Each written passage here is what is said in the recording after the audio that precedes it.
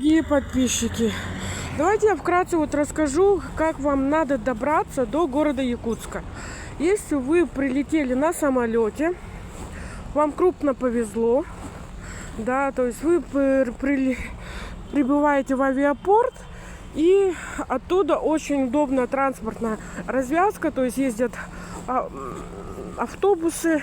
Только вам надо спрашивать, обязательно в город едет автобус, либо нет. Потому что также наши автобусы, которые едут не в город, а за город, они заезжают через автовокзал.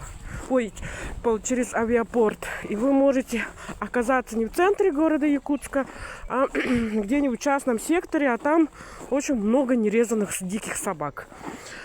И добираться оттуда тоже не очень хорошо.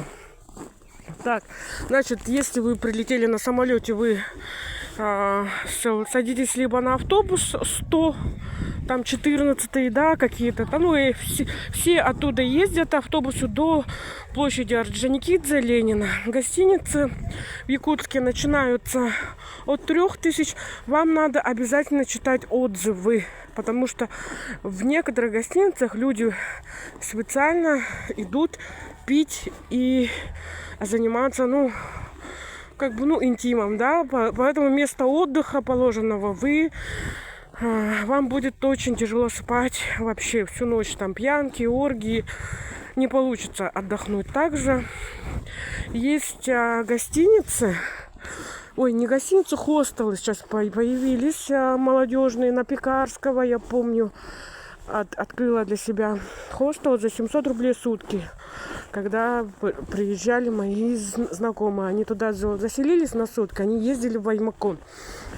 Так, потом есть возможность снять квартиры.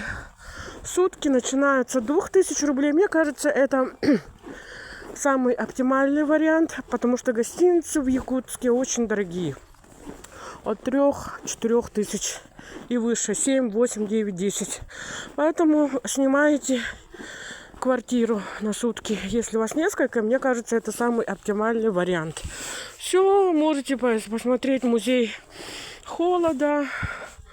Вообще какие-то хорошие достопримечательности, кстати, они находятся не в Якутске.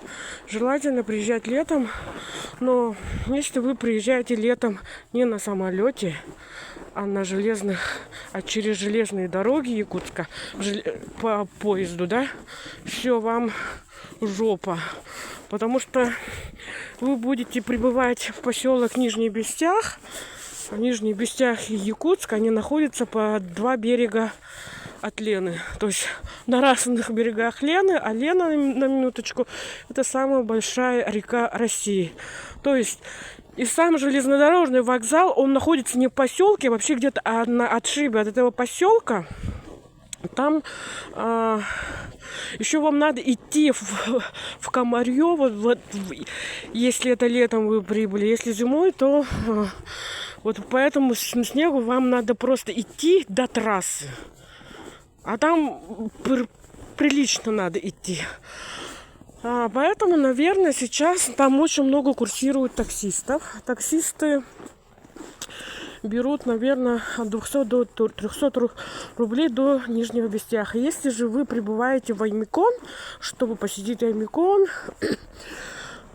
там дальше Хандага у нас, да, Восточная Хандага, горы, вы туда едете, вам до Якутска нет смысла ехать. Вы прям приезжаете в Нижний Бестях, получается, поселок, там останавливаетесь в каком-нибудь отеле. Там очень много сейчас развилось молодежных хостелов. В принципе, прямо на трассе они есть.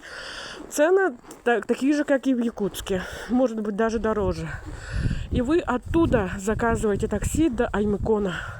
Они стоят где-то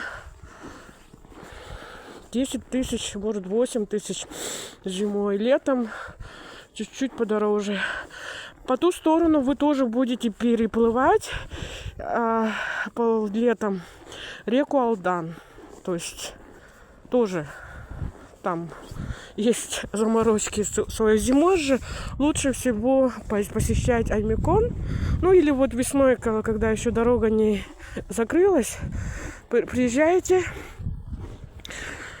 Если из Якутска тоже заказываете такси, ездят до Аймикона, где-то тоже 10 в один конец.